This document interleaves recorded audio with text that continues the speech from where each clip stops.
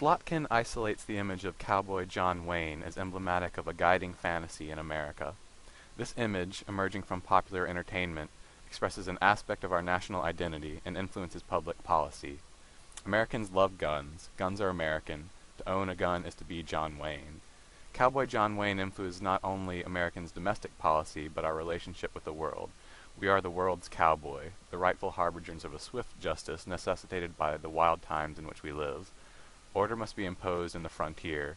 Geronimo, the Navy SEAL's codename for bin Laden, serves to position America within a John Wayne narrative.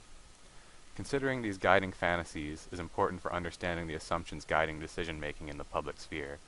After a school shooting in December 2012, Wayne LaPierre, vice president of the National Rifle Association, blames violent entertainment media, from music videos to films like American Psycho, and particularly video games, which are singled out due to their nature as interactive.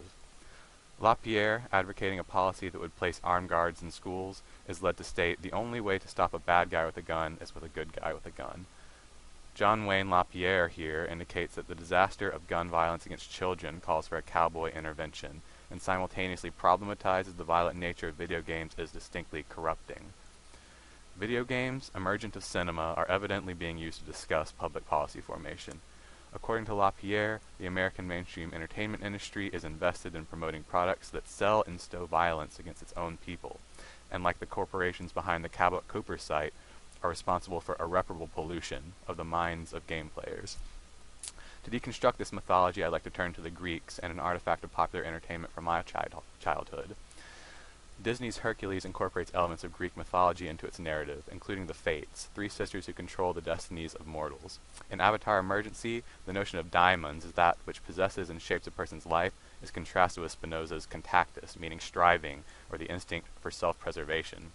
Hercules defies Fates and Hades, who conspire to keep him away from the captured soul of his beloved Megara, symbolizing Eros, by braving the river Styx. We can see in him Lorca's duende, the autonomous value of life that is fundamentally connected not to the individual but to the community, something Hercules the demigod learns through his adventures in the mortal world. Dante's Inferno utilizes a similar underworld theme in its narrative, exploring the vices of humanity and reflecting cultural values of the context in which it was composed. The river Styx in this story is transposed from its original mythology and inserted into a more Christian tale. Dante's Inferno was adapted into a video game in 2010, released by Visceral Games, which more closely resembles Disney's Hercules narrative in that the protagonist, Dante, imagined as a knight Templar, braves the underworld for the sake of his beloved Beatrice. To this end, he wields Death's scythe in one hand and a holy cross in the other, and must battle his way through the circles of hell to defeat Lucifer. The gameplay mechanics of Dante's Inferno resemble others of the hack-and-slash genre, wherein the player presses buttons and the on-screen avatar attacks, and not much else. Dante's Inferno is not a great game. It attempts to marry narrative with gameplay, but what becomes clear is that, despite the setting, it is a byproduct of the mass entertainment industry. It relies on simulated combat, spectacle, and digitally enhanced hyperviolence to market itself, because these are features that are proven to sell to American consumers. Narrative is subservient to capitalism. It is part of LaPierre's problem.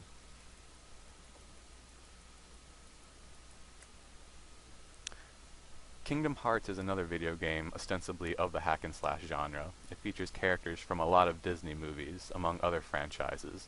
Here's Hades and Hercules crossing the threshold into the underworld, one of the game's levels. I feel Kingdom Hearts embodies a certain Korra, and that it could only come to exist as a conflation of cultural values. The Disney canon, taken into a new medium in Kingdom Hearts, where there is now a player who controls an avatar named Sora, provides a new degree of agency. Sora is a boy with two parts to himself, the person he is and his no-body, or virtual body, an individual unto itself which splits or lacerates off from him and takes the name Roxas, an anagram of Sora with an added X. Sora thinks the nobodies are his enemies, but it is only by being presented with the alternate perspective of Roxas that he and the player are able to come to a greater understanding of their purpose, to defend Kingdom Hearts, the world of pure light that exists at the nexus of all worlds. And by defend, that does mean through combat. It is rather strange seeing Disney characters like Mickey Mouse engaging in acrobatic sword fights along with Donald Duck, the Magician, and Goofy, the shield-bearing knight. Again, combat is central to the gameplay. most video games are violent in nature. Some would argue that this is because human actions are violent in nature.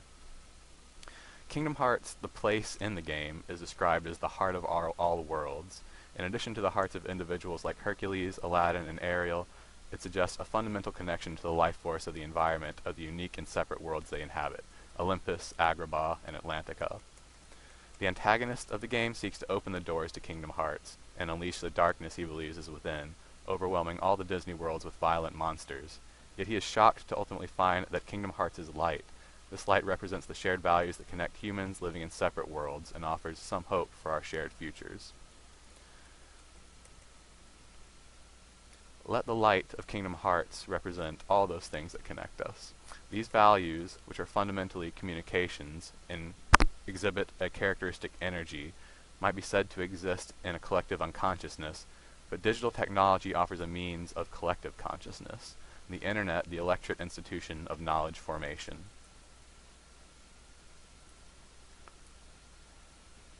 On the internet, individuals now have the means to publish their own video games. Traditionally, the means of producing such content was held exclusively by industry professionals, motivated first and foremost by profit, perpetuating violence as an entertainment convention.